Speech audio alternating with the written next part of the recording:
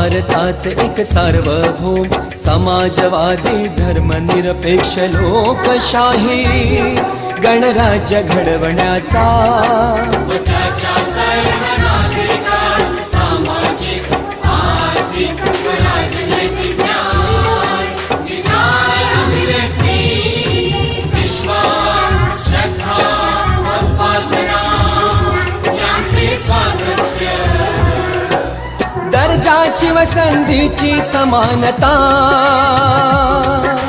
निश्चितपणे प्राप्त करून देण्याचा आणि त्या सर्वांमध्ये व्यक्तीची प्रतिष्ठा व राष्ट्राची एकता आणि एकात्मता यांचे आश्वासन देणारी बंधुता प्रवर्धित करण्याचा संकल्पपूर्वक निर्धार करून